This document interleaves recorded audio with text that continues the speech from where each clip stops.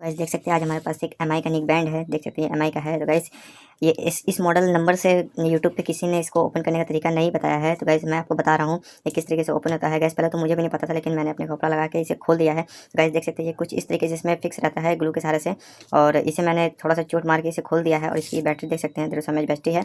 और इसमें प्रॉब्लम क्या था कि इसका दोनों स्पीकर का वायर कट हो गया था, तो उसे रिपेयर करना है। तो गाइस लॉन्ग वीडियो आ जाएगा, लेकिन ये मैं आपके लिए शॉर्ट वीडियो बनाते हूँ कि किस तरीके से ये ओपन होता है। तो गाइस वीडियो पसंद है तो वीडियो को लाइक जरूर कर दीजिएगा। आज के लिए इतना ही, मिलते हैं नेक्स्ट वीडियो में। और हाँ, इसके रिपेयरिंग वीडियो, मेरे लॉन्ग वीडियो मैं पोस्ट कर दूंगा, उसे आप जरूर देख लीजिएगा।